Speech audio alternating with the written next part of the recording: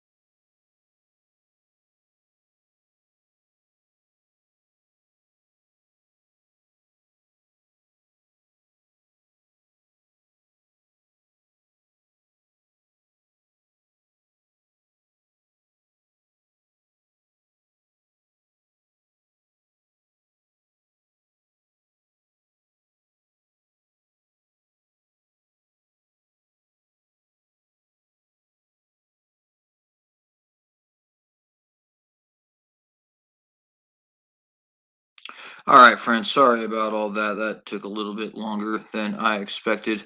But nonetheless, wanted to just go ahead and get some of these banners set up. I do apologize for that. I do see Jamie Russell is in the live chat. Shalom, thank you very much for being here. Let's go ahead and jump into the first story I want to talk about today. That did not make any sense. The first story I want to talk about with you today. Sometimes I just had a little bit of a language stroke. I apologize. But nonetheless, and that is a proposed rule change in the Idaho GOP party platform that was shot down today, but nonetheless needs to be addressed because of the fact that it was brought up. And this rule change was basically going to suggest that, if anybody were to try and run for a public office in the state of Idaho on the Republican Party ticket, before they could actually try to win the Republican Party nomination, they would have to be accepted and vetted by the party bosses, who would then confirm them as eligible to run for the party's nomination. This was very obviously an attempt to try and dissuade people from voting for Ammon Bundy. This was very obviously a way to try and make sure that he was not able to win the election, because at this point in time, he is polling anywhere from 35 to 50% in the Republican Party platform, or in the Republican Party primaries, excuse me. And either one of those numbers could potentially be enough for him to win. Of course, it's very early for us to start saying this kind of stuff, but the election is November 2022. It doesn't appear that Governor Brad Little is going to run again. And so the number one competition he actually has is Lieutenant Governor Janice McGeachin, who absolutely is involved with some of these party bosses and definitely would have loved to see this pass. At least I believe. Now, um, she has been unwilling to debate Ammon Bundy, right? So this is not the first time that she has been a little bit of a stickler, so to speak. Um, why she's unwilling to debate, I don't know. Nobody's actually been given a proper explanation as to that. But regardless, she does think that it is worthwhile to starve the Idahoan people of any sort of proper debate and dialogue on our gubernatorial position and the issues which impact our state.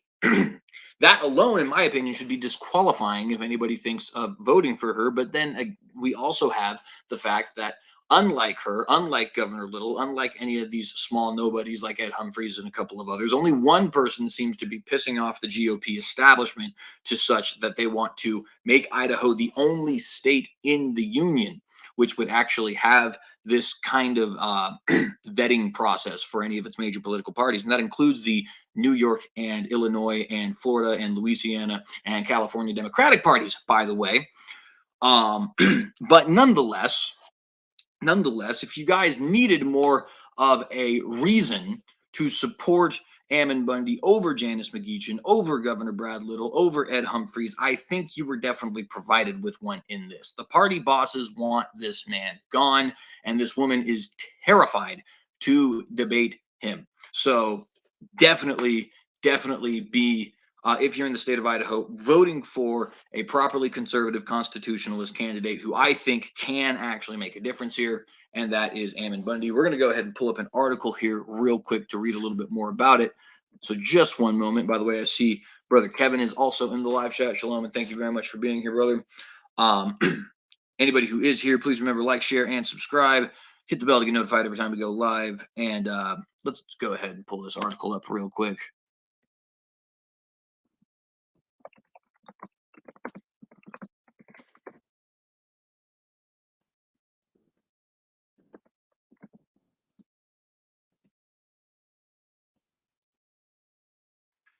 Just a moment, friends.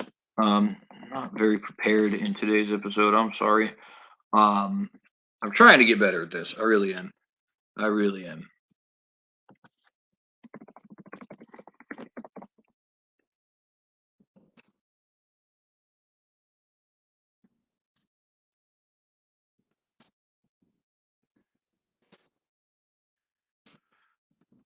All right. So let's go ahead and share the screen.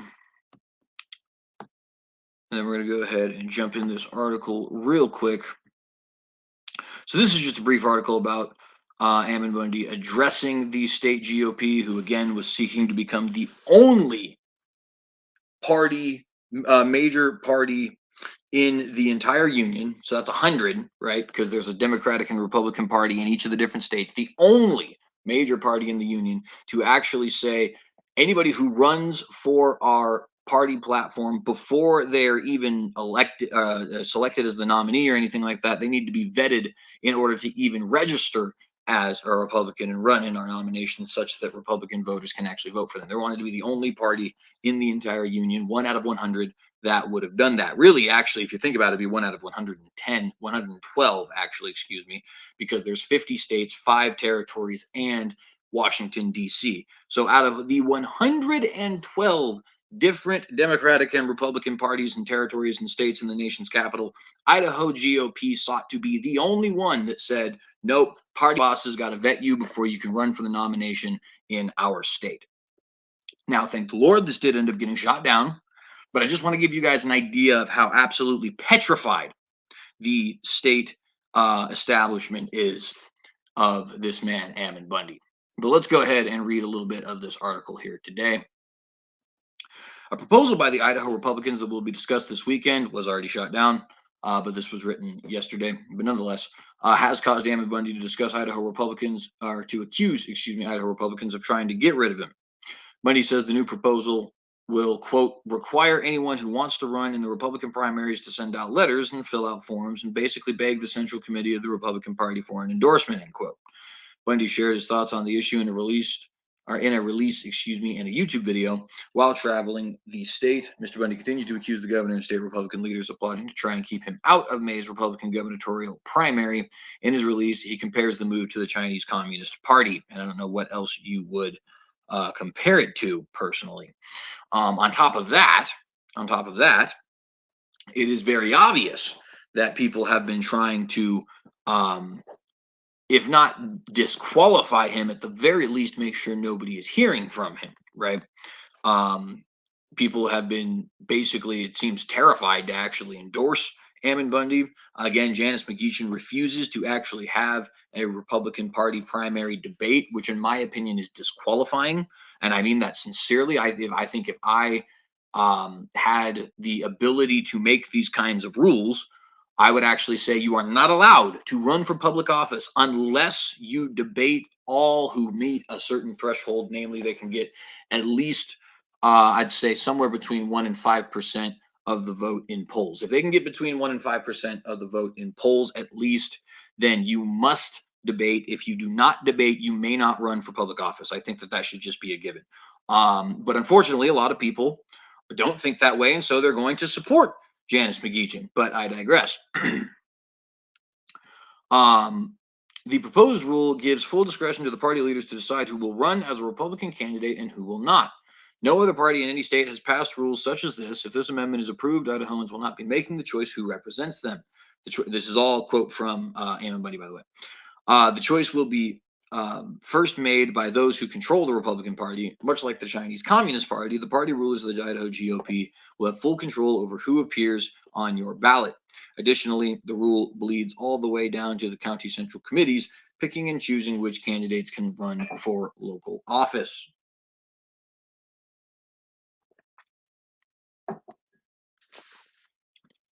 And the video is right here. I'll drop the article in the live chat.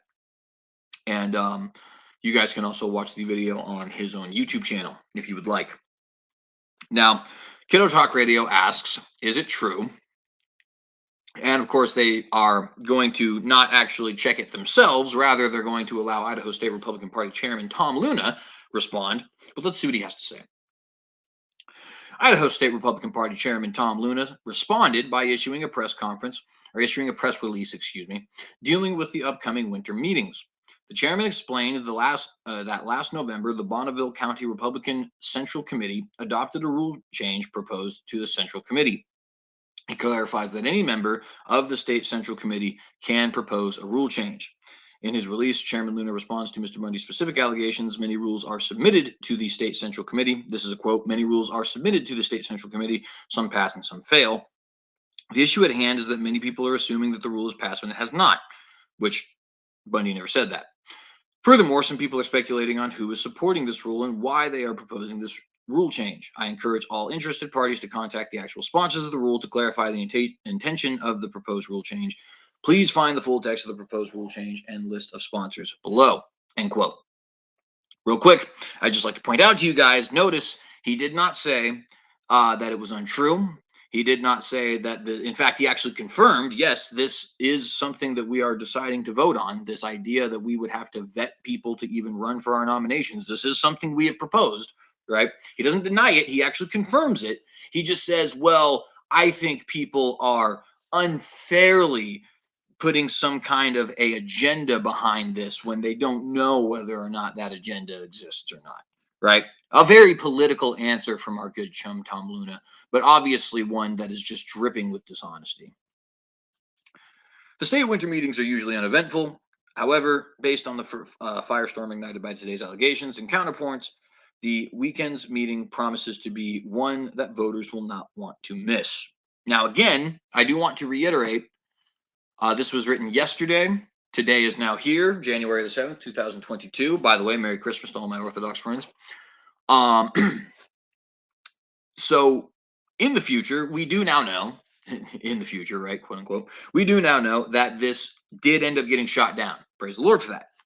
However, that's not really the point, is it? The point is that the vice president who has the lieutenant governor, not vice president, the lieutenant governor of the state refuses to debate. She's got all the backing of the state GOP. The state GOP chairman deliberately lies to try and cover up a specific rule change, and the rule change seems like it's specifically geared towards getting the person out who the lieutenant governor refuses to debate. Are you smelling the fish? Because I certainly am.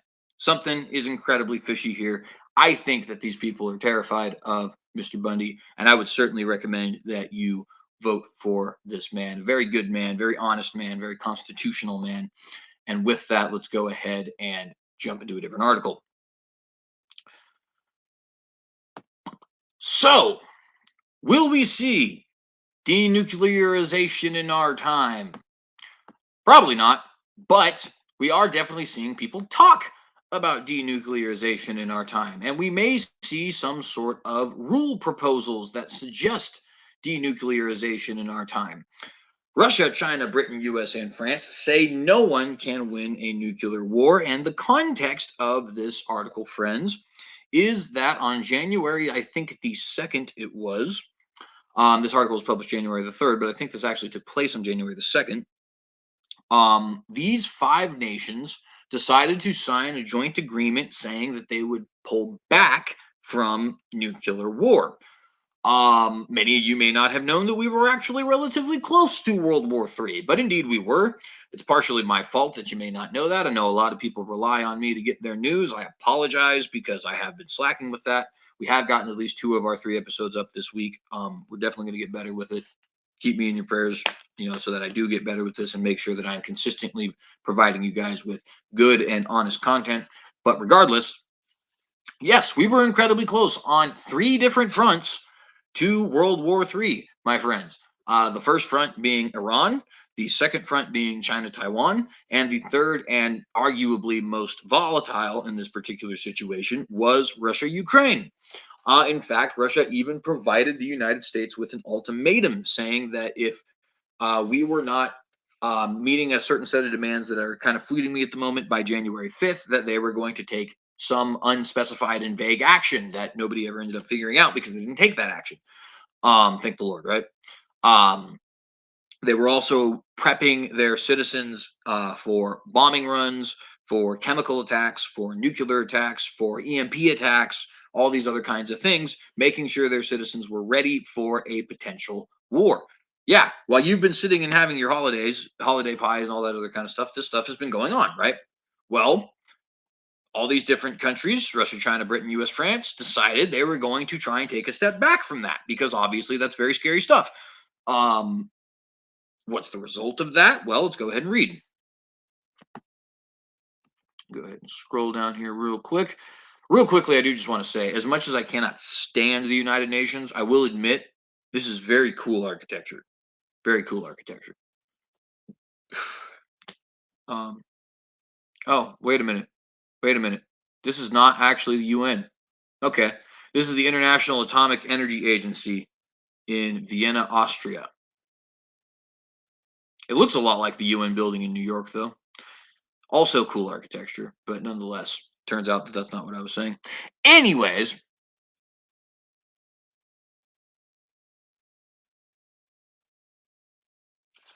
China, Russia, Britain, the United States, and France have agreed that a further spread of nuclear arms and a nuclear war should be avoided, according to a joint statement by the 5 nuclear powers published by the Kremlin on Monday. Excuse me. It said that the five countries, which are the permanent members of the United Nations Security Council and have been since 1945, consider it their primary responsibility to avoid war between the nuclear states and to reduce strategic risks while aiming to work with all countries to create an atmosphere of security. Quote, we affirm that a nuclear war cannot be won and must never be fought, end quote. The English language version of the statement read. Quote, as nuclear use would have far reaching consequences, we also affirm that nuclear weapons, for as long as they continue to exist, should serve defensive purposes, deter aggression, and prevent war, end quote. That sort of peace through strength idea. Chinese Vice Foreign Minister Ma Zhaozhu,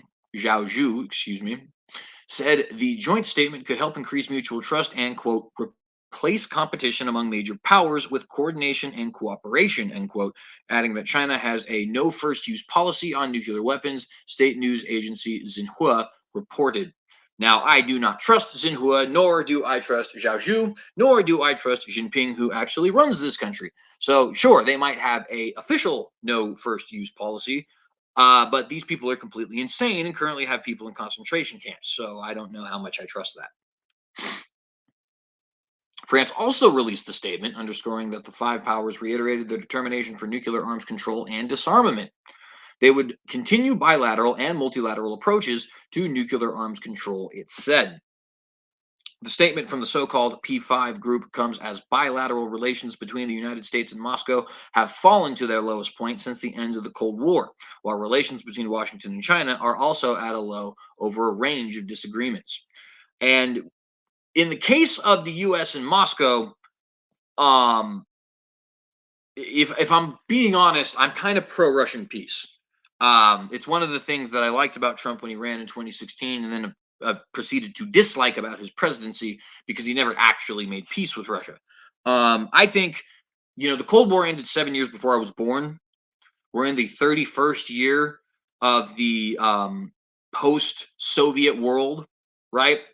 Um, there are people in the NFL right now who are a decade into their career who were born the year the USSR fell, just to sort of put that time stretch in perspective for you. So, um, I know that we can't be naive. I know that Vladimir Putin is a vile dictator that cannot be trusted. I know that Russia certainly is interested in their own geopolitical agenda and that they want to be on top. They want to be the superpower. They want to tell the US how these things are going to go. I get all that. I get all that. And I want a politician in office, a president to be more clear, as well as a solid Congress and solid military that also knows that and that is willing to deal with the issues as they are. However, that does not mean in any way, shape, or form that we should be actively trying to press Russian buttons or start a fight with the Russians. As far as I can see, we're two very wealthy nations that could probably benefit from trading with each other, from being friendly with each other. I mean, for crying out loud, you can see Russia from Alaska and vice versa. We're pretty close. I'm sure that we could develop at least something, even if it was just pure co-belligerency, even if it was just this idea of, hey, we won't bomb you if you don't bomb us. You leave us alone, we'll leave you alone, that kind of thing, right? I'm sure we can work out something 30 plus years after the Cold War, right? And we can work out something without sacrificing any of our national security, right? We can continue to have a strong military. We can continue to not trust Putin. We can continue to be allies with all the people that Putin is not allies with. But we can also say, hey, there's no need for us to be fighting here. There's no need for us to have an embargo. There's no need for us to not be trading actively with each other. There's no need for us to be actively putting troops on each other's borders. Let's take a step back from all that. Sure, we don't trust each other, but do we have to be actively pointing guns at each other? I don't think so, right? I don't think it's too much to ask. We do it all the time. We do it literally all the time, right? Think of the quote unquote, friendly relations that we have with Saudi Arabia, with Argentina, with Brazil, that we had with Cuba for a short period of time. It's not that difficult.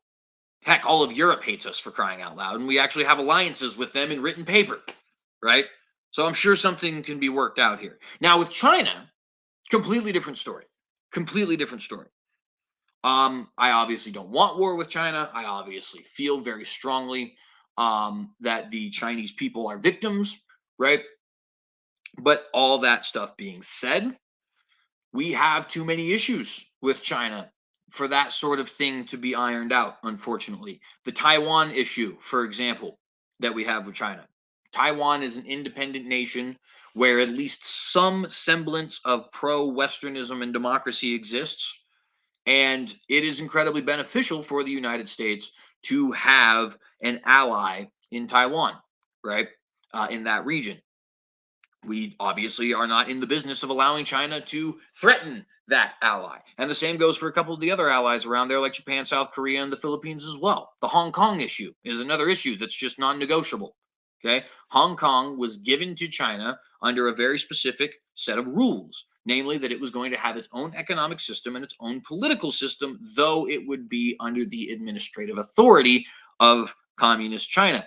Communist China has violated that agreement. No duh, right? And it was an agreement. So that's an issue that needs to be, they either need to stop or it cannot be resolved. We're enemies there. They're constantly hacking, stealing our data, doxing people like celebrities and also soldiers and also politicians and all this other kind of stuff. They're different technological powerhouses like Huawei and TikTok are stockpiling Americans' information as well as others. They have people in concentration camps, as has already been pointed out, specifically Falun Gong Muslims and Christians. I don't know why I was losing that. That's the group I'm a part of, right? And the long and short of it is there is just simply too many issues for us to say, let's make peace with China. Now, it would go a long way in perhaps dissuading China from doing a lot of this if we could make peace with Russia, because Russia is currently in China's back pocket in a sense, in the sense that they're both anti-American and they're both hated by the majority of the world. And so, hey, birds of a feather flock together, right? In the same way, Russia is in China's back pocket. In the same way, China is in Russia's back pocket, right? Is what I mean to say. So it would definitely go a long way towards reducing Chinese influence and getting China to start playing ball with us in a legitimate way if all of a sudden China couldn't rely on Russia as an enemy of the United States. All of a sudden, Russia and the United States are having pretty friendly conversations, maybe even trading with each other. Well, now China's not so bold, are they? Especially considering the fact that they are indeed surrounded by our allies, right? Surrounded by India, by Bhutan, by Nepal, by Japan, by the Philippines, by Taiwan, by Singapore, by Australia and New Zealand. You know what I mean? Like, if Russia also happens to be friendly with us, I'm just saying it would go a real long way in getting China to understand who's boss here, right? But I digress. France also released a statement underscoring that the five powers reiterated their determination for nuclear arms control and disarmament. They would continue bilateral and multilateral approaches to nuclear arms control, it said. The statement from the so-called P5 group comes as bilateral relations between the... I already read that. Sorry. The Pentagon in November sharply increased its estimate of China's projected nuclear weapons arsenal over the coming years, saying Beijing could have 700 warheads by 2027 and possibly 1,000 by 2030. Washington has repeatedly urged China, to join it and Russia in a new arms control treaty. See, the thing about that is if China signs an arms control treaty, I don't believe them. I don't trust them. Okay, they are run by absolutely evil and insane people. Why would I trust them? Is there any reason at all that people who stuff other people in concentration camps, who mass rape women, who hack people's private information and dox it all over for the world to see, is there any reason at all why we should trust these kinds of people and say, hey, they signed the treaty? How'd the Hong Kong Treaty go for you guys? Not very well. But whatever, right? We'll just take them at their word. Geopolitical tensions between Moscow and Western countries has already increased over concerns about Russia's military buildup near neighboring Ukraine. Moscow says it can move its army around its own territory as it deems necessary. And of course, that is true. That's one of the things that's sort of frustrating about this whole thing, right? And all of these kinds of things is that Russia does have the right to put their military absolutely anywhere in their country that they see fit, and that includes stockpiling them on the border of Ukraine, which obviously appears to be a threat to the United States, not really the United States directly, but indirectly, in the sense that it's a threat to our allies and could potentially lead to a World War III type situation. Last Thursday, U.S. President Joe Biden told his Russian counterpart Vladimir Putin that a possible move, on Ukraine would draw sanctions and increase U.S. presence in Europe, as if there's not already sanctions on Russia. U.S. and Russian officials will hold security talks on January the 10th. Lord willing, we will be doing an episode on January the 10th.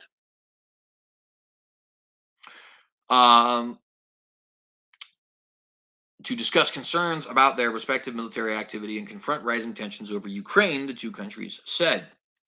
A conference on a major nuclear treaty that was set to begin on Tuesday at the United Nations has been postponed until August due to the COVID-19 pandemic. And if you guys recall, we were actually going to be covering that, but of course now we will have to wait until August to do so. And so that's the end of the article there. Do you believe them? I definitely do not. I definitely do not. And to be honest with you, I don't even really believe our own country, right? I don't know. It's in a very serious way. I think that a lot of the people running a lot of the different countries, and I don't mean to be rude or conspiratorial, but I think that they are um how do I say this? Corrupt, evil, disgusting, dirtbags. I mean, how much more? What other words could we use to describe it, right? Um, but I don't trust that our country wants to make peace with Russia. I don't trust that our country wants to denuclearize. I don't trust that any of these other countries want to make peace with our country, or that they want to denuclearize or make peace with each other. And I certainly don't trust anything that China's got to say ever about anything, period. Like, if China told me 2 + 2 = 4, I'd start to question it. Obviously, I'm joking, but you guys get the idea, right? I mean, these people are unfortunately run by the absolute scum of the earth, right? And there is no reason at all we should trust anything that China says. At all. That's literally just as bad as Neville Chamberlain's appeasement strategy. Excuse me, I cannot speak right now. As Neville Chamberlain's appeasement strategy with Adolf Hitler. If you don't know what that is, go do a little small dive onto some YouTube videos. You'll have yourself a little bit of fun. Look at Neville Chamberlain, and his appeasement strategy with Adolf Hitler. Learn yourself some nice history. It's actually not nice history. It sucks very bad, but just look at him and what he did with Adolf Hitler, how he kept trying to we'll just give him some more and we'll give him some more and we'll take his word for it and all this other kind of stuff. And it went absolutely nowhere, except for, of course, millions upon millions upon millions of people dying in World War II and the Holocaust. But I digress. Pope Francis praises the LGBT and decries conservatism. So what's new? Water is wet and the sky is blue, I guess. This article is from Washington Post. Pope Francis writes to controversial nun, thanking her for her 50 years of service to the LGBTQ community, service of LGBTQ ministry, right? Being a how would you put this? Advocate, I guess, is the best way to put it, for the strong password people. Sorry. It's probably rude, but nonetheless.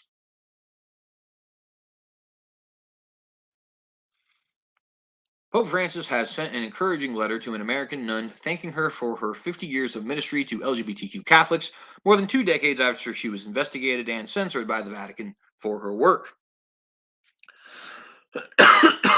Excuse me. In his letter dated December 10th, Francis wrote that Sister Janine Gramick, has not been afraid of closeness, and without condemning anyone, has had the tenderness of a sister and a mother. Quote, thank you, Sister Janine, for all your closeness, compassion, and tenderness, he wrote. Let's remind you guys that her closeness, compassion, and tenderness has been 50 plus years of homosexual activism. Now, every time this kind of thing comes up, everybody starts to say, well, you know, officially Pope Francis has condemned homosexuality and has condemned transgenderism and said that it's confusion and it's a war on children and all this other kind of stuff. And of course, those of you who have been watching this show for quite some time know that better than anyone because we're the first people to be responding to that kind of stuff, right? Why are we the first people to be responding to that kind of stuff? Well, because this kind of stuff, right? Because we know that Pope Francis is full of crap. We know that he doesn't actually mean it when he says that the LGBTQ movement is a war against the family, because then he turns around and writes letters of thanks to people who have been advocating for this particular group for 50 plus years, or has a transgender activist write the foreword of his book. Some of you may recall us reporting on that. If some of you don't, definitely look that up for yourself. I can't remember which episode it was on, so I can't lead you to my own episode, but look up the news, just in Google or something like that. He also noted her suffering without condemning anyone. Gramick, who lives outside of Washington, D.C. in Mount Rainier, Maryland, said that the letter felt like it was from a friend. Quote, of course I was overjoyed. Excuse me, she said. It felt like a turning point in the church because for so long the ministry has been maligned and in the shadows, end quote. Now, will it actually be a turning point in the church? I don't really know. Pope Francis is very difficult to pin as far as turning points are concerned, right? Like people have been thinking, and I've been one of these people, have been thinking he's going to allow female deacons and priestesses. Since he was elected, he still's not done so. He always, always, always seems to hint that he's going to do so, then doesn't, right? And I think you have the same thing kind of going on with the homosexuality issue with Pope Francis. He wants to support the LGBTQ movement, right? And so he has transgender activists writing the foreword of his book. And so he says things like people who have activism for the homosexual community are showing the tenderness of a mother. So he'll say things like, I think American evangelicals focus too much on the homosexual issue and all these other kinds of things, right? He'll say those sorts of things because he really wants the Catholic Church to liberalize on this issue. At the same time, Pope Francis, because he's a good politician, in my opinion, he's very hard to pin, and he's not going to put himself in a situation where he is now officially and dogmatically gone against what the church has taught for thousands of years, right? He'll insidiously do it by planting a seed here and giving out a thought there and writing a little endorsement to somebody at this particular place and time. But as far as anything official, Francis is smarter than that. He's smarter than that. He knows that that is a way to cause a schism in the church. And he is not, in my opinion, going to, oh my goodness, sorry, friends, this is just ridiculous ads here. Absolutely disgusting. I had no respect for women in the modern world. Anyways, he knows that this will cause a schism in the church. He knows that this will be a way to completely kill his reputation, not only amongst conservative and traditionalist Catholics, but amongst just your standard, regular kind of run-of-the-mill Catholics, right? And so he is not going to take such a bold step, at least not until he is confident that doing so is going to actually, be successful. But Pope Francis is in his 80s. Something like 73% of the College of Cardinals that can actually vote have been appointed by Pope Francis. And so it's not like Pope Francis necessarily even has to do this sort of thing, right? He dies, his replacement comes in, or he retires and his replacement comes in, pulling a Benedict, right? And that person is going to not only be further along the progressive line as the entire world continues to get more and more progressive, but he's going to have a college of cardinals not appointed by himself, but that he is considered an equal with, because he came from amongst their ranks, that all agree on these sorts of issues, having the traditional mass at this point gone for 10 some odd years, having the traditional ideas of marriage gone for something like 10 odd years, having people really deep into ecumenism for something like 10 odd years, however long Francis ends up actually having his pontificate. Right now, I think he'll be at 9 years on February the 13th. That'll be the 9-year anniversary. But we'll see how long this ends up lasting. And of course, it's not like Pope Francis started all of this, right? This has been going on in the Catholic Church for quite some time. He's just the one who's been most blatant and most intelligently doing it, right? But you can see how that there, right? Pope Francis just waiting until the next person shows up, right?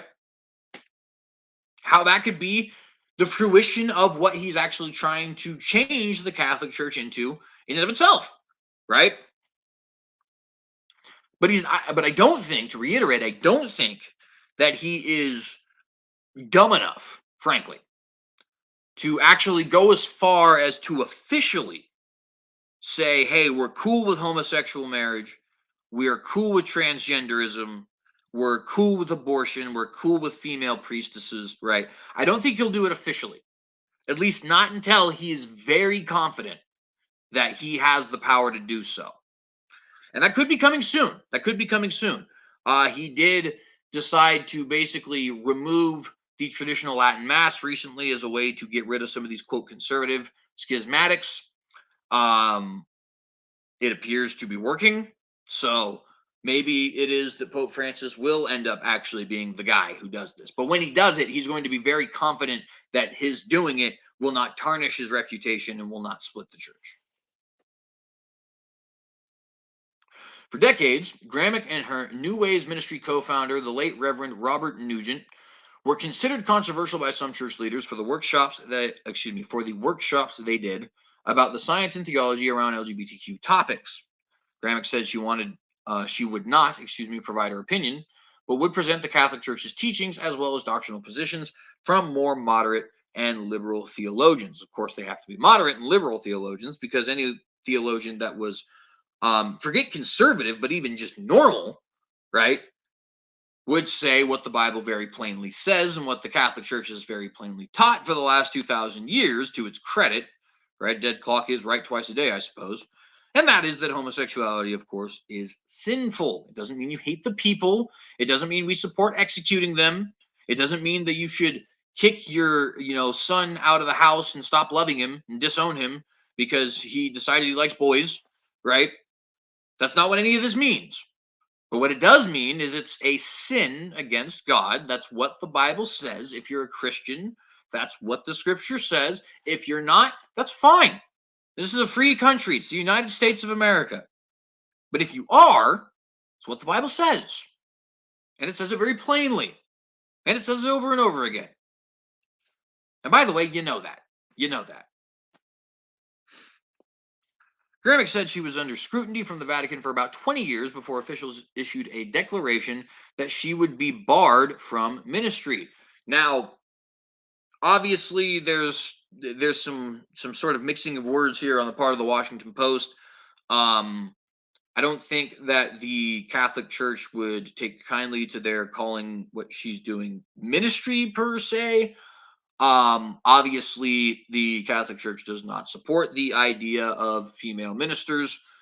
In a more colloquial use of the word ministry, perhaps, but I don't want us to get the wrong idea. She's not a priest or a pastor, right? She is a nun, but nonetheless.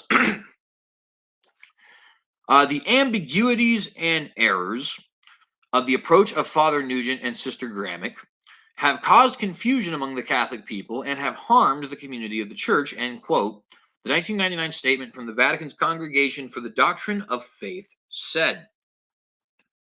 Go ahead and scroll down here.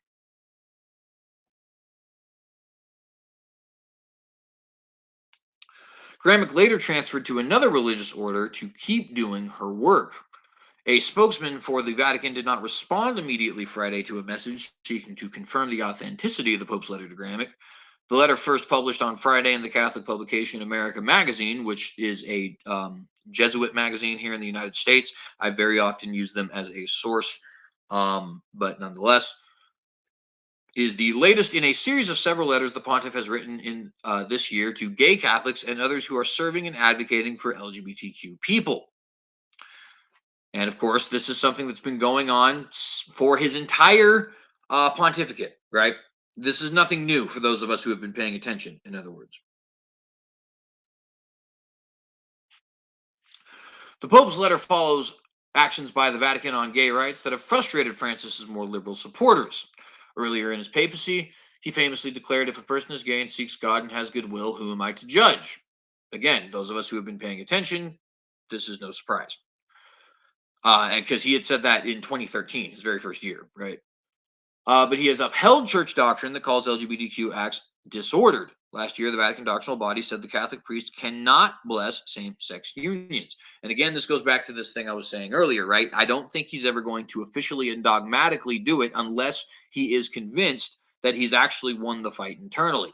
If he's convinced that he has beaten back the Raymond Burkes and the Taylor Marshalls of the world and the Joseph Zens of the world, right?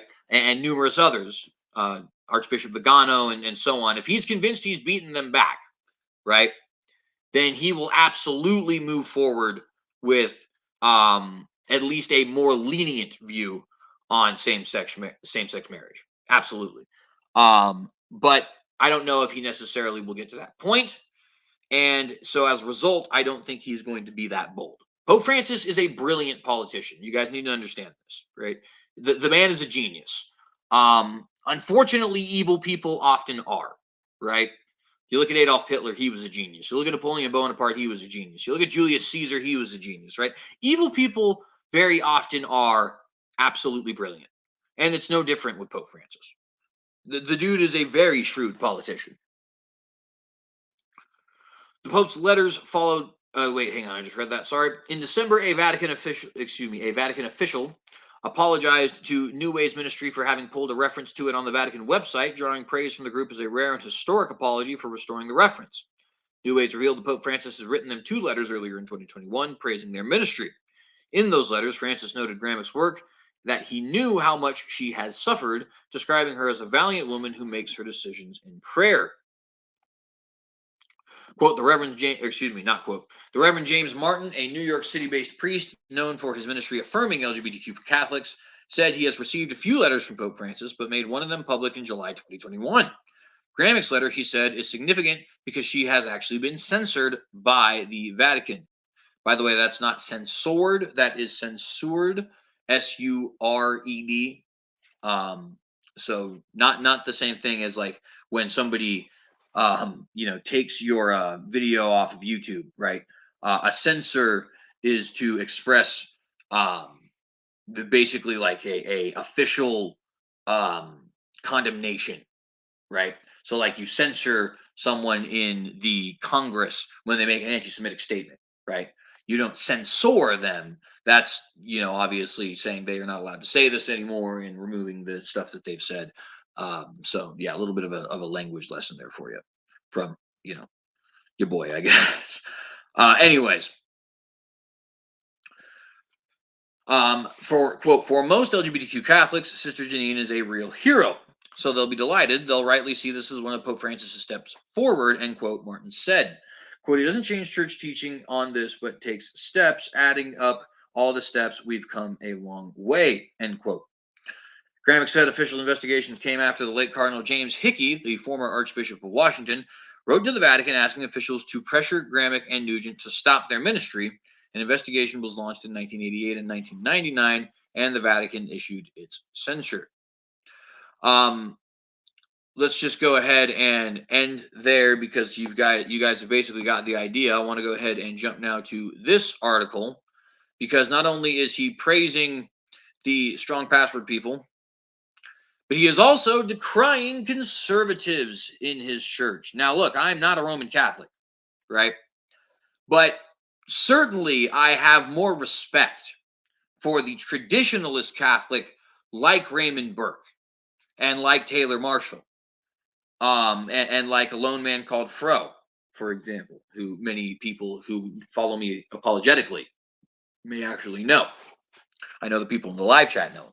I have much more respect for those people than I do for this Franciscan progressive that seems to be overtaking the I should say Franciscan, I guess that would have been better, right? That's an adjective that totally exists. But anyways, this Franciscan progressivism that is taking over the Catholic Church.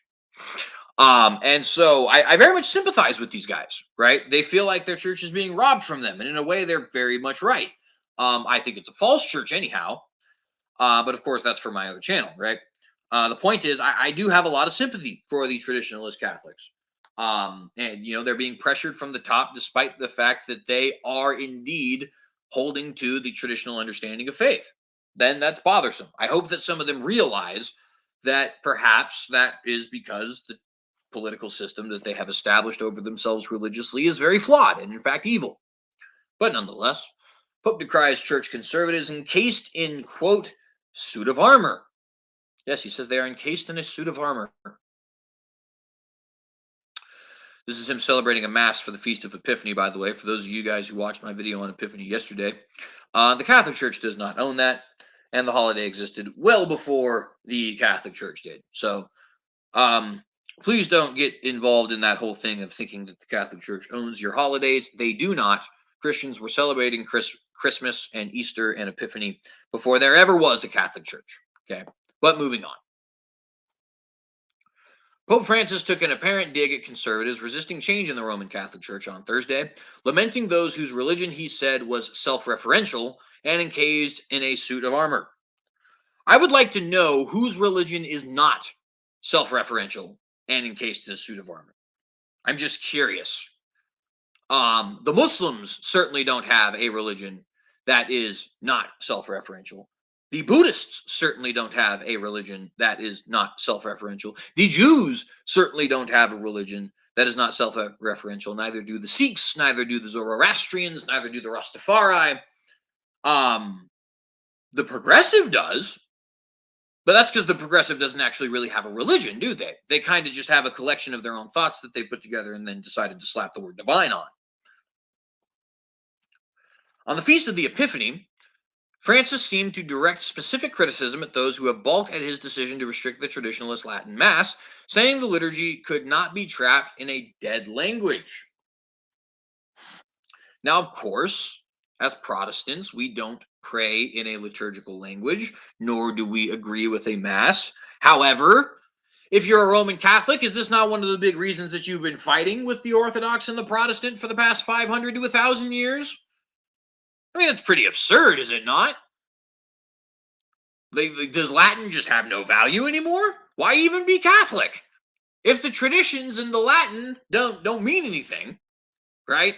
If the religion isn't actually this religion that's encased in the church tradition, then why even be Catholic? By the way, Pope Francis is right. There is no reason to be Catholic. These traditions are all just the political machinations of a bunch of men. And so a bunch of men can get together and change them. And so while you're sitting there thinking to yourself, man, why even be Catholic? I'm here to tell you, yes, indeed, why even be Catholic? It's a political body. It's not a church. And that political body, can change tradition, can change doctrine, can change dogma on a whim. So if you really have any value for tradition, if you really put any value in tradition, sorry, and if you really put value in conservatism, and if you really put value in the scripture, then leave the Catholic Church. Because the Catholic Church is not going to preserve the traditions for you. The Catholic Church is not going to preserve the conservatism for you. The Catholic Church is not going to preserve the scriptures for you. The Catholic Church, like any other political body, is going to change the traditions, change what it is you conserve, change what it is that you take as scripturally dogmatic and significant to fit their agenda. So if you're sitting here, why be Catholic? Why be Catholic? I'm here to tell you, yes, you're right. Why be Catholic? It's nonsense. If you really value tradition, leave the Catholic Church, because the Catholic Church is a body that exists to violate tradition. But at any rate, quote, have we been stuck all too long, nestled inside a conventional, external, and formal religiosity that no longer warms our hearts and changes our lives, end quote? Quote, do our words and our liturgies ignite in people's hearts a desire to move towards God, or are they a dead language that speaks only of itself and to itself, end quote? It's funny because that's the kind of thing a Protestant would say. But anyways, the Latin Mass went out of general use after the 1962 to 1965 Second Vatican Council and was substituted by local languages. In July, having argued that the Latin Mass was being exploited by anti-reformists to harm the Church's unity, Francis tightened regulations on when it could be celebrated, overturning decisions by his two predecessors, which is exactly my point, friends. His predecessors can say one thing and say this is tradition and this is how we do it. And then he can come back and say, no, something completely different is actually tradition and how we do it. Doesn't sound like it's very traditional to me. Kind of sounds like it's whatever the political party in power happens to want. Oh, did I say political party? Sorry, I meant religious movement. Since then, some conservatives, including bishops, have openly defied the Pope, resulting in the latest chapter of what some have dubbed the Church's liturgy wars. And in fact, many have said Pope Francis has been retroactively proven right by the very strong reaction against him by many traditionalists. And in fact, I do happen to agree with some of these Catholics in a sense that the traditionalist Catholic Church is going to become its own church. It has to. It has to either submit to Francis or it has to break off. That's the only thing that's going to happen. And the funny thing is, if it breaks off, then it's going to be doing the same thing the Orthodox did in 1054, the same thing the Protestants did in 1520. Not even realizing it, right? Or you can say the Oriental Orthodox back in 431 as well, but I mean, there really wasn't a Roman Catholic Church per se then. Very, very much more developed than it would be at the Council of Nicaea, but it's not really what we would consider the Catholic Church, right? Faith was not, quote, a suit of armor that encases us. Instead, it is a fascinating journey, a constant and restless movement, ever in search of God, end quote, Francis says. I believe the Bible says something about those who are ever learning but never coming to knowledge of the truth. You should be ever searching the knowledge of God because his knowledge is endless. But you should not be ever in search of God. You find God once and then he is yours forever. That's not the point of this channel. This is my political channel. It's not my religious channel, but I just got to get that out there, friends.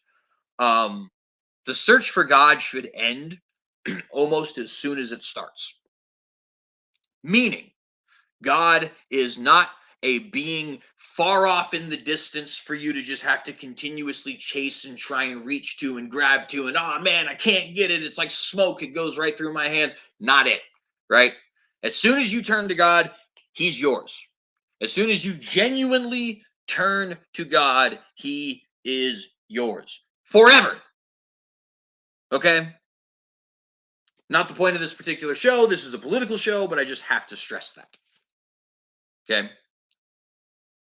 Now, the walk with God, the searching of the knowledge of God, which is endless, the improving to be more like him, these things, of course, will go on until we die. But searching for God, no, he's right here in the scriptures. He's offered you eternal life and he's offered you eternal security. Right then and there, it's yours if you truly grasp it. Many won't truly grasp it. Many pretend to grasp it. Many deny it. But it's theirs if you want it. It's yours, excuse me, if you want it. Hopefully that wasn't too much of a hopefully my audience is just particularly religious tonight and I don't have to worry about offending any of my atheist audience. Hey, here's the thing. My atheist audience watches this show. And so they obviously must have some level of respect for the religious rants that I go on. And I do respect you guys because I know you guys are doing this for political reasons, but you know, maybe it's the Lord's will that you hear that and stop being atheist or not. Who knows? I don't know. Anyways, the Pope made his comments in the homily at a mass in St. Peter's Basilica on the day Christians commemorate what the Bible says was the arrival of the three wise men or magi in Bethlehem following Jesus' birth. Shameless plug to my previous unapologetics about the history of Epiphany. If anybody here has not seen my episode 185 Hag Sameach, excuse me. What is Epiphany? Definitely check that out. Great episode looking at the history of Epiphany and from a decidedly historical perspective rather than a dogmatic perspective of Holly hating or Catholicism or anything like that. But regardless, participation was limited to about 1,500 people because of COVID-19 restrictions. Only 1,500. You remember when you couldn't even have 10 people in your house? We were restricted to only 1,500. I'm not saying it should be more, by the way. I'm just saying that it's just hilarious to read that sentence. At any rate, that's that news story there. Go ahead and say we are finished with that. I see Iger is in the live chat. Shalom, man. Thank you very much for being here. Looks like you've been here for a while.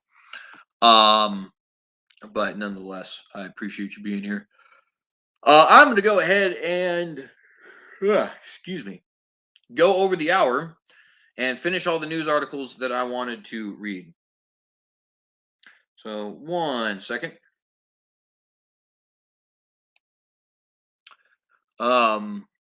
Jamie says you saved me from breaking the Sabbath. Well, I'm not sure how I did that, but I appreciate that, I guess. Yeah, no, I do appreciate that actually. That's cool. Awesome. Not sure how I did, but awesome. Praise the Lord. So, next thing we're going to talk about here. Oh, did I actually have this up? I hope I did. Anyways, UN getting involved in Israeli-Palestinian conflict again. And this is just another one of those what's new kind of things, right? But nonetheless, Norwegian ambassador to the UN advances Palestine-Israel conflict to ministerial level. So what does that mean? Let's go ahead and find out. This is an article from Middle East Monitor, by the way. Excuse me, was published.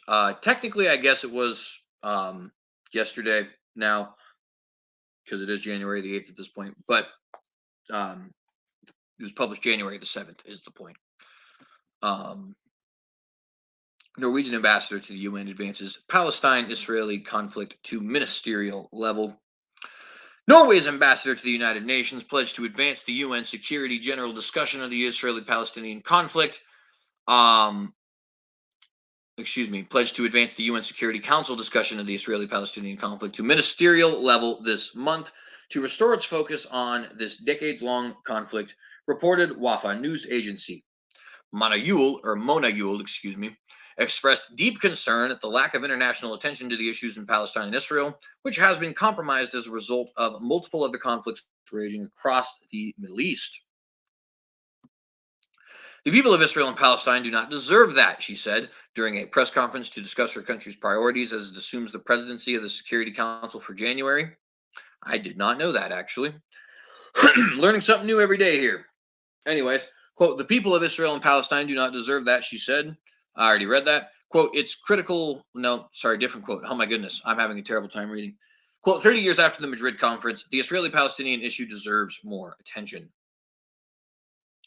Another quote, it's critical to enhance the Council's focus and the need to find a political solution to this protracted conflict and make sure we avoid further actions that undermine the prospect of the two-state solution, end quote, she added. So notice what it is that she is going for.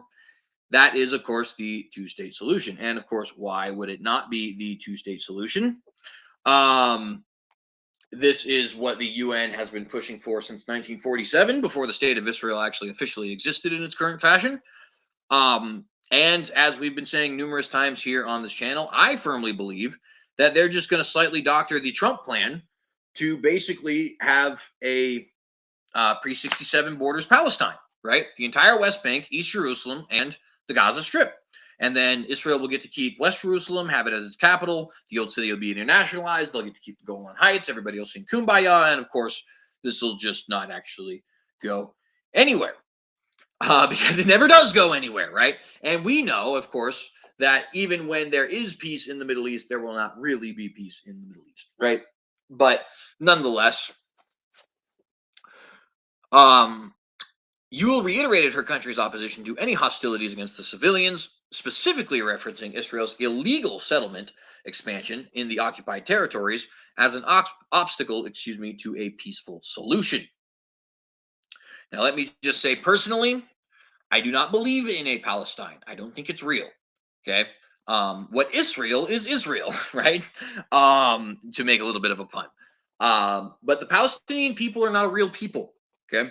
They are a group of people who decided on a whim that they had a nation only after the Jewish state said that they existed, right?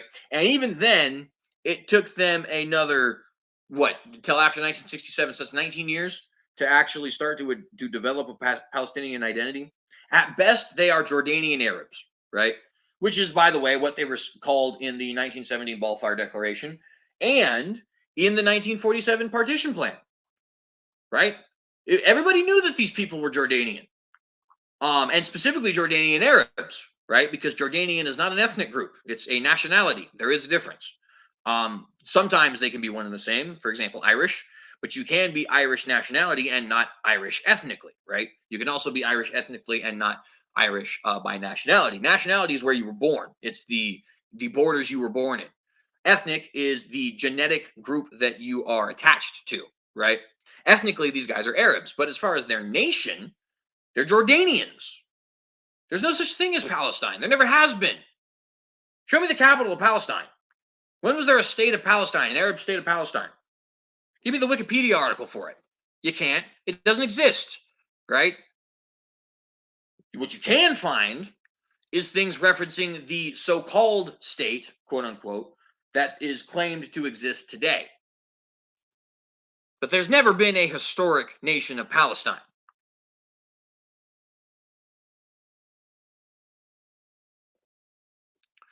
And by the way, the partition of Israel is key to the internationalization of the old city, which is key to setting up the the World Alliance of Religions that they want to get set up, right?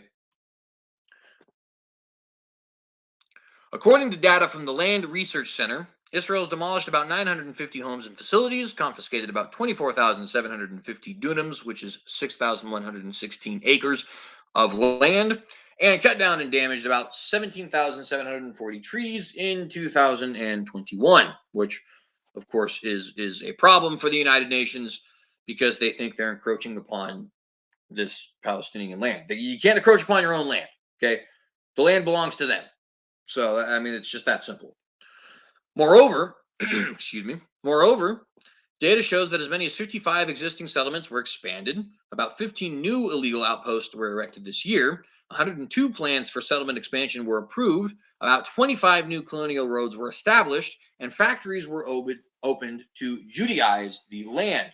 I do find it very interesting that in the 1970s and 80s, Rabbi Mcarthur was saying that this is exactly what the Jewish people should do, and they banned his political party and then killed him. But here the Israeli government is doing the same thing. Of course, the Israeli government in the end is just as corrupt as our own government. They might have the rightful claim to the land, but that doesn't mean that their government is not corrupt. It's totally corrupt. All governments in the world right now are corrupt, unfortunately. Or at least most. I guess I can't say definitively all, but most governments in the world today are corrupt, and unfortunately, Israel's is no different. Norway intends to arrange a so-called mini Oslo forum for members of the Security Council, who will be invited to meet in Oslo and and discuss, quote, how to do better when it comes to preventative diplomacy and conflict resolution, said Yule. End quote, said Yule. Quote, there are examples that show it is still possible to forge a dialogue and to bring people to the table, but we know it costs a lot, requiring a lot of resources, and not least, it requires unity at the Security Council, end quote. And so that's the end of that particular article there. And then we got one last article to talk about for you guys today. But I just wanted to let you guys know we are now entering into another phase of the United Nations constantly getting on the case of the Israeli people, constantly advocating on behalf of the so-called Palestinians, never holding Jordan accountable for the fact that they agreed in the 1917 Balfour Declaration to take these people and in the 1947 partition plan, right? Unless, of course, you're talking about the people of Gaza. The people of Gaza are actually Egyptians, to be fair. But the people in the West Bank and Israel proper and the Golan Heights, those are all Syrian, or excuse me, not Syrian. The people in the West Bank and Israel proper and Jerusalem, those people are Jordanian, and then the people of the Golan Heights are Syrian. But nonetheless, all Arabs, right? Not Palestinian. No such thing as a Palestine. But we're going to go back to the old Obama days, right? Where the United States is supporting a UN that is pressuring Israel to try and create a Palestine. And this time it might actually happen, to be honest. We'll go ahead and, of course, wait and see. But nonetheless, got one last article for you guys today, friends. I do see Kevin Blah said in the live chat, Palestinians are Egyptians. Partially. The ones in Gaza, in the Gaza Strip, were traditionally administered by the Egyptian government before the year, 1967. But before the year 1967, as far as the Palestinians in Israel proper, in Jerusalem, and in the West Bank, which is properly known as Judea and Samaria, they are actually not Egyptians but Jordanians. Which Jordan is a completely illegal state, anyways, right? Jordan was supposed to be set up as the Levantine secular Arab country, right? You were going to have Syria as a Shia country, Iraq as a Sunni country, and then you were going to have a secular country in Jordan. And then the Hashemite monarchy actually illegally took over the region we now today call Jordan, which would have then been called Palestine, right? Because that was sort of the idea, and that's where the idea for Palestine comes from. Fun fact is the Balfour Declaration saying that they were going to establish what we today call Jordan as a country called Palestine. Very first time, not Israel, Jordan. Think about that, guys. Think about that. It's just mind-boggling how everybody just not, and I don't mean everybody as in you guys, of course, right? The laity is obviously going to have to learn this from somebody else. But I mean, as far as like if you're in the United Nations as an ambassador talking about this kind of stuff, and you've just forgotten this kind of history, yeah, you drop the ball, right? Anyways, John MacArthur encourages Christians to resist. This comes from the Christian Post by Samuel Smith. John MacArthur urges pastors to preach on sexual morality and to protest conversion therapy ban. And of course, I am completely in support of Pastor MacArthur on this one. I'm actually usually in support of Pastor MacArthur, to be honest. Pastor and theologian John MacArthur of Grace Community Church in Los Angeles is calling on pastors to preach about the biblical view of sexual morality on January the 16th in opposition to a Canadian law banning therapy for unwanted sexual attractions and gender confusion, what is often derisively referred to as conversion therapy, set to take effect next month. MacArthur, known for his syndicated broadcast program, Grace to You, published an open letter on the Grace Community Church website Tuesday, calling on ministers of the gospel, to join him on the third Sunday of the new year in preaching about a biblical view of sexual morality. And we will be talking about that the Monday after. We don't do Watchdogs on the weekends, but we will definitely be reporting on that the day after on our Monday episode, Lord willing. We may talk about it on the other channel, Unapologetics, because it obviously is religious in nature, or the synagogue, right, with the show Unapologetics. But nonetheless, MacArthur stated that he received a letter from Pastor James Coates of Grace Life Church in Edmonton, Alberta, a graduate of the MacArthur-led The Master's Seminary, who made headlines when he was imprisoned for hosting in-person services in defiance of government lockdown orders. Yes, he was imprisoned, friends. And of course, he'll probably be imprisoned here again shortly, considering the fact that he will probably be one who wants to support those who are dealing with unwanted sexual attraction to the same sex, right? And wants to support them as any minister and good Christian should, We're not to condemn these people. We are to bring them out of the muck as we ourselves were brought out of the muck. And by the way, it's not us bringing them out of the muck. It's the Holy Spirit who may or may not choose to do so through us. So we should be humble in that. But I digress.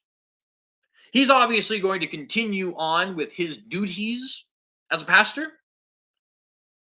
And so he might actually find himself in prison yet again.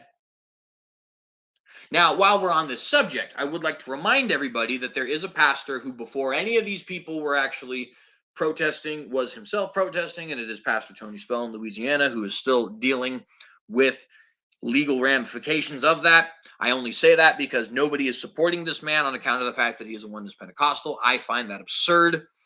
So I just want to remind people to be praying for Brother Tony and his congregation, for the religious liberties of the people of Louisiana, and that the Lord may be with them. Let's definitely be showing support, not just for the ones we agree with all the time, like James Coates and John Mcarthur, who I am absolutely in support of, right? I'm behind them today. But I just want to remind everybody, Pastor Coates has had everything dropped. Pastor Mcarthur has had everything dropped. Now they're deciding to go back and actually fight for Christian morality, and I appreciate that. But Pastor Spell is still facing legal ramifications to this day. And part of the reason, friends, is because Christians like us aren't talking about it. So start talking about it. Pastor Tony Spell. Look it up. Anyways. Coates alleged that Bill C-4, which passed by the Canadian House and Senate earlier this month, quote, directly comes against parents and counselors who would seek to offer biblical counsel with respect to sexual immorality and gender, end quote. He's exactly right about that. Pastor Coates is exactly right about that. If this bill goes through, which it will, because it's already been passed, it's set to actually take effect, right? Then what we're actually going to have happen is people who decide that, hey, I want to help my daughter, my son with unwanted same-sex attraction, or with confusing same-sex attraction, or with peer pressure that leads to same-sex attraction, which I have personally dealt with, not in the sense that it happened to me, but in the sense that it happened to a little girl very close to me, right? And that was just an absolutely miserable thing for the people involved, including her, by the way, including her. But regardless, these people, these little girls and little boys, they're going to now seek out their parents, their pastors, their counselors to help them through this confusion or this unwanted same-sex attraction or this unwanted feeling that they are not actually the right gender or whatever it happens to be, right? They're going to seek counseling from these people as they should. And then what's going to happen? Either they change their minds and they get these people in trouble, or somebody hears about it and get these people in trouble. Regardless, it doesn't matter. They get in trouble for it. Legal trouble for it. Go to prison for it. Pay fines for it. Lose their rights for it. And it's only going to get worse from there. And by the way, it's not like things like this haven't passed in other places. In California, this is already the way it is so long as you're under the age of 18. Right? In other words, you can't have same-sex conversion therapy, as they call it, for minors, right? But now it looks like they want to just ban it entirely. Entirely.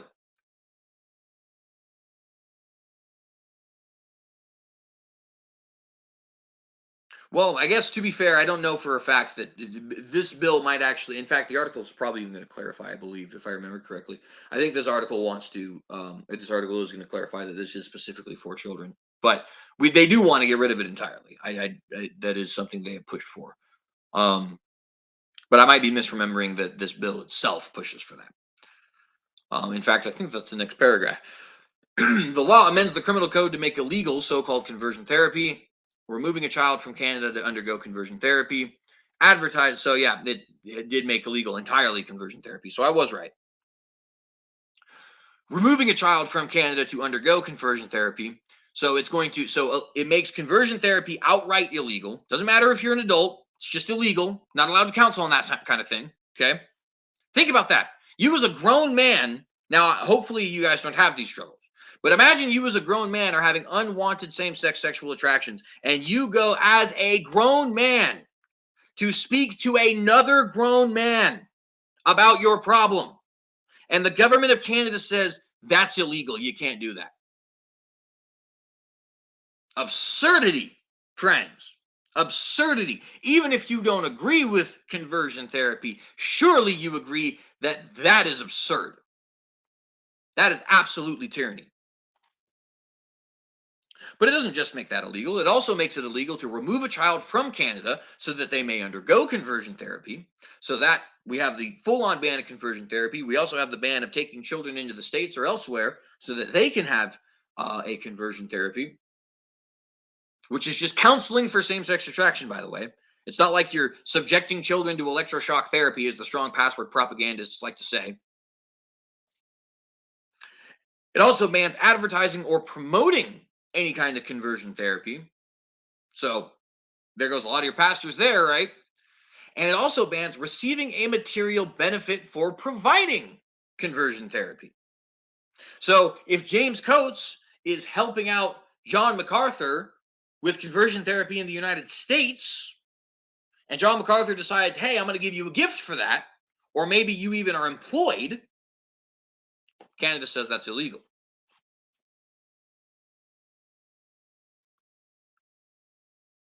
The law amends the criminal code to make, I just read that, sorry. Specifically, the law slated to go into effect on January 8th describes the belief that heterosexuality, cisgender identity, and gender expression that conforms to the sex assigned to a person at birth are to be preferred over all other sexual orientations, gender identities, and gender expression is a myth. Okay, one more time. Heterosexuality, cisgender identity, and gender expression that conforms to the sex assigned to a person at birth are to be preferred over other sexual orientations, gender identities, and gender expressions is a myth. That belief, they say, is a myth in this law. It is a myth that gender identity is normal. It is a myth that heterosexuality is normal. It is a myth that gender expression that conforms to sex assigned to a person at birth is to be preferred, or that any of these things are to be preferred. Guess the government gets to tell you what beliefs are or are not true at this point, even if those beliefs that they say are true contradict literal reality. Critics describe conversion therapy as counseling or efforts to change a person's sexual orientation or gender identity through religious based counseling or more controversial treatments like electroshock therapy. I don't even know why the Christian Post would bother bringing this up, because electroshock therapy has not been a thing since the 1960s. And it's not like we were just doing it to gay people. We were doing it to everybody who had a mental illness, which is what we considered homosexuality to be at that time, because we didn't have any idea how to do any psychological medicine. It didn't have to do with people hating gays. It had to do with the fact that people were stupid when it came to psychology. No offense to our ancestors. Obviously, we stand on the shoulders of giants. But nobody is shocking gay kids to make them not gay. It's not happening. It's a lie. I'm very disappointed in the Christian Post to even bring it up. However, some counselors and Christian ministries have warned that their counseling for people experiencing unwanted same-sex attraction is misunderstood and that conversion therapy is a politically charged term designed to mislead the public about the work they do. No kidding. Critics of such bills contend that the propagation of the narrative of conversion therapy being similar to electroshock therapy has become a straw man to promote a one-sided and biased counseling method, considering those types of treatments are already considered in the medical world to be barbaric and unethical. Exactly. Not only is nobody shocking gay kids, nobody is shocking anybody anymore. We don't do electroshock therapy anymore. Just like we don't give people lobotomies anymore. Just like we don't lock women in rooms for nymphomania anymore. Okay? We have a more enlightened understanding of psychology at this point. Back then, we had such a terrible understanding of psychology that they literally have a whole subgenre of horror movies dedicated to how stupid the psychologists of the time were. Okay? So to say, oh, well, conversion therapy is just going to go back to what they did in the 1940s, absolute straw man. By the grace of God, medical science has evolved, friends. And it is absolute nonsense to say that counselors are standing around shocking anyone for any reason at any time. Absolute nonsense. C4's opponents claim that the language is too broad and could essentially ban religious leaders from preaching the teachings on sexual ethics and marriage found in the Bible, or counseling a person with unwanted sexual attractions, or saying that homosexuality is sinful. Those critics, by the way, are 100% right. If you don't believe me, take a look at what has been going on in Finland, where they are literally prosecuting people retroactively for writings that they did on biblical sexuality 20 years ago. No joke. We've actually reported on it here on the Watchdog. I think my November the 3rd episode. Andrew DeBartolo, the teaching elder at Encounter Church in Kingston, Ontario, told Mcarthur in a letter that the belief in God's design for marriage and sexuality will now be seen as a myth beginning on January the 8th, which is today, if you are still up with me. Quote, since the law takes effect on January 8th, 2022, faithful Canadian pastors are going to preach on the issue, calling for a biblical understanding of sexual sin, the eternal judgment that falls on the unrepentant and gospel-rejecting sinners, and the grace of God in the gospel, which offers forgiveness to those who repent and believe in Christ, end quote, Mcarthur wrote. Quote, in 1 Corinthians 6, 9 through 11, Paul clearly articulates that we must speak the truth, end quote. And amen for that. Amen to that. Quote, our calling as gospel ministers is to preach the truth, confront sin, and call all men to repentance and obedience to the gospel. The good news that achieves soul conversion and saves sinners from eternal wrath, end quote, he added. Amen again.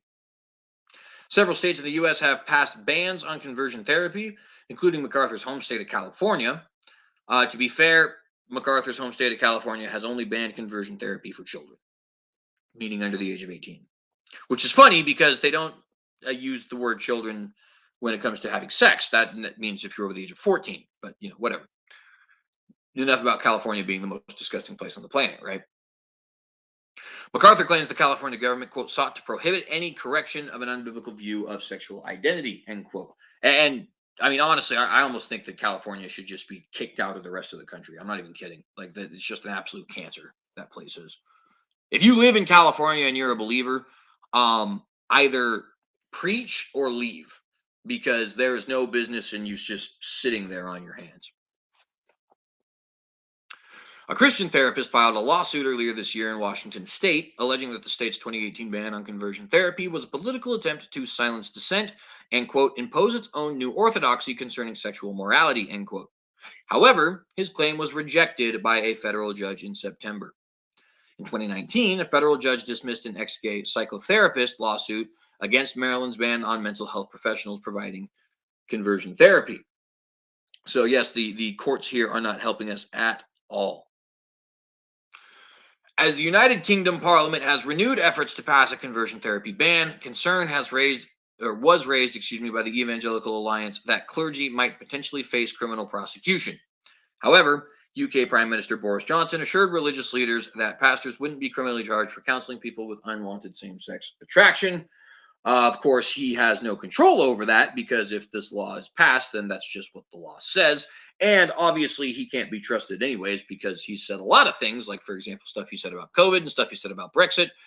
That just turned out to be a bunch of crap. So Boris Johnson is about as trustworthy as Hillary Clinton with 3 cold ones in her body. Sorry. I don't know why I said hard ones. That doesn't make any sense. That's actually, in fact, that even sounds kind of perverse, but that's not what I meant. I meant cold ones, as in being drunk. Sorry about that, guys. Anyways, so yeah, that's what we got.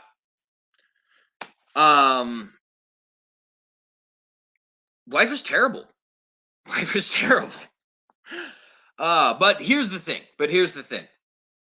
We will get through it.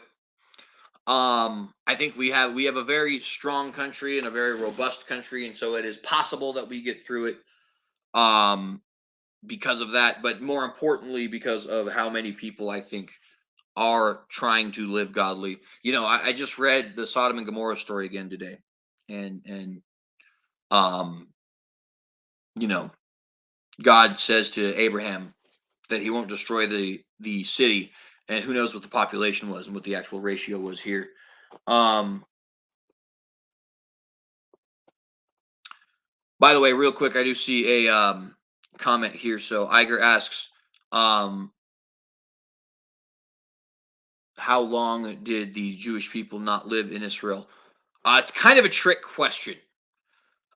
Because technically the Jewish people have always lived in Israel. There's been a continuous Jewish presence in Israel all the way back to the Second Temple period. In fact, a very famous rabbi, Mcarthur, his father and grandfather were both born in Israel. He himself was born 16 years before the state of Israel was established. Um, so there has been a continuous population of what is known as Mizrahi Jews in the land of Israel since the Second Temple period, which would be the time of Jesus. But the diaspora, which is when all the Jews were all about in the world, and there was a very small population in Israel, right? They weren't the dominant population there. Um, that was almost 2,000 years. They were removed from Jerusalem in mass in 70 AD. Then they were removed from Israel in mass in 135 AD, returning in 1948. So all in all, it's actually closer to be, let's see, that'd be 1,813 years. But it wasn't that there was nobody actually there. Also, to this other comment, real quick, I just want to say, because I know you guys lived here 2,000 years, the Arabs have not actually lived in Israel 2,000 years. The Arab invasions actually began after Muhammad died. Muhammad died in 632. And I believe that they invaded Israel directly after that in 635. But on top of that, the Arabs only had control of the land of Israel for something like 100 or 200 years before it was taken over by the Turks.